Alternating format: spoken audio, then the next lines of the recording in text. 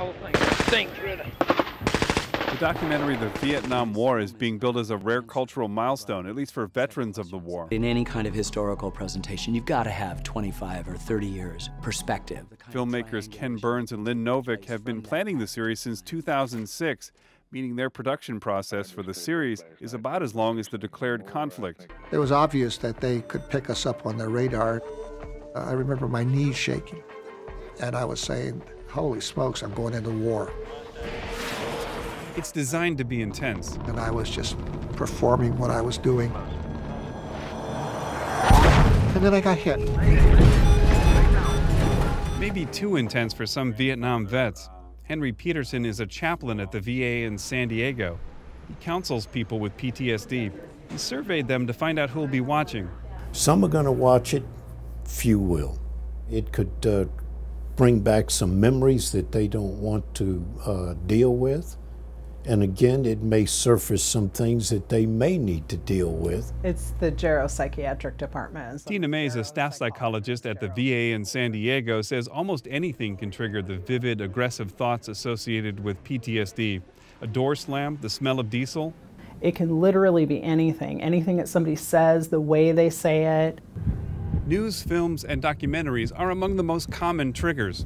I would say that majority of the veterans I work with, they try, when their symptoms are high, they're actively avoiding any media. Vietnam vets are particularly vulnerable. Most were not treated early. PTSD treatment evolved after this group of vets were home from the war. In the 1970s, the VA was often unwelcoming. Society in general appeared at best uninterested in the plight of returning vets. Older Vietnam vets in particular have among the highest rates of suicide.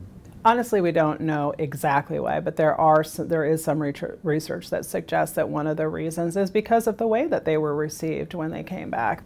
This group of vets can live for decades with the symptoms of untreated PTSD, like the aggression that feels like it comes out of nowhere. I moved down here in 2010. Larry Taylor is a combat veteran of Vietnam. It affects everyone. I would say my own wife has suffered post-traumatic stress just in her relationship with me and the war that I fought in. Before he was treated, he coped by avoiding his triggers. He didn't see Apocalypse Now, Deer Hunter, then the original Gulf War blanketed TV. 4, 3, 2, 1, impact. Boom! There's a hit. There's a shack. And oh yeah! As the war raged, so did Taylor's symptoms. Basically, after the Gulf War initiated, my PTSD kicked in. I would wake up screaming. My wife was wondering what's going on. I was having nightmares all the time during the daytime. Still, Taylor wouldn't seek treatment for another decade. Now he's the chief of chaplain services at the VA in San Diego.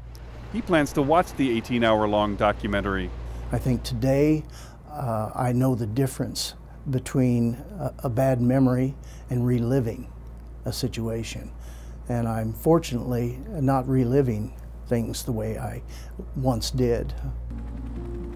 His guidance for vets is don't feel obligated to watch.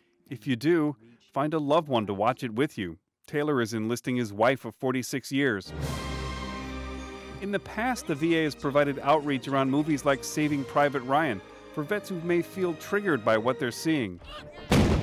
This time, the VA is partnering with PBS to prepare to provide counseling for any vet who feels it's time to start working through their own experience with the war. Steve Walsh, KPBS News.